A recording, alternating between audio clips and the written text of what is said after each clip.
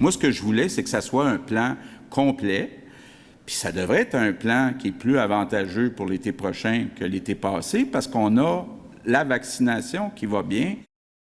OK, on a hâte à demain. On connaîtra les modalités du plan de déconfinement du gouvernement. C'est demain à 17 h. Vous savez, les grosses annonces, c'est toujours à 17 h. Mais déjà, on a pu en avoir un avant-goût. Et Guylaine, je soupçonne bien des restaurateurs d'avoir entouré en rouge, probablement, la date du 28 mai sur leur calendrier. Oui, Bruno, parce que c'est à cette date que les terrasses vont pouvoir ouvrir avec des mesures bien strictes. On s'en doute, on va avoir plus de détails demain. Dans Limoilou, aujourd'hui, sur la 3e avenue, il y avait des gens, là, des commerçants qui montaient leur terrasse, justement. Je me trouve toujours sur la 3e avenue ce soir avec Patrick, qui est propriétaire de la boîte à pain. Patrick, bonsoir. Ce matin, on s'est dit, bon, ce n'est pas ouvert, mais finalement, ça ouvre le 28. Comment on se sent la veille de l'ouverture, là? Fébrile, heureux, impatient. Comme vous voyez, on est quasiment prêt, juste la petite chaîne qui nous barre l'accès.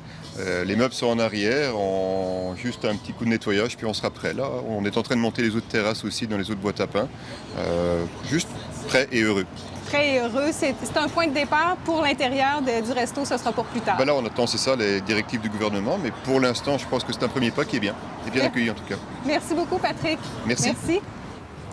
Et là, des restaurateurs comme monsieur ici ont vu d'un mauvais œil certains rassemblements qu'on a pu voir en fin de semaine à l'extérieur.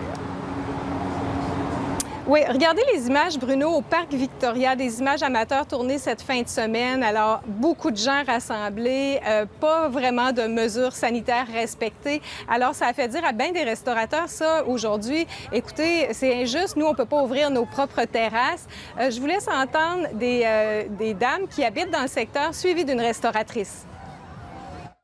Il n'y avait pas vraiment de distanciation, il n'y avait pas vraiment de mesures. Je pense que les gens se déconfinent d'eux-mêmes. Il n'y avait pas de masque non plus, là. Je ne sais pas si on respectait la distanciation, mais il n'y avait pas de masque, ça c'est sûr. Puis il y avait beaucoup de monde. Ça nous met en colère, c'est frustrant. Si toutes les terrasses ici avaient été ouvertes, ça aurait dispersé les gens, puis les gens se seraient retrouvés dans des mesures qui sont plus sécuritaires. Alors, évidemment, c'est aperçu comme une injustice. Voilà, on va pouvoir ouvrir le 28. Il faut dire, Bruno, toutefois, que la Corporation des restaurateurs là, est déçue parce qu'on dit qu'il y a plusieurs restaurateurs qui n'ont pas de terrasse. Alors, évidemment, ils font pression sur le gouvernement. C'est à suivre.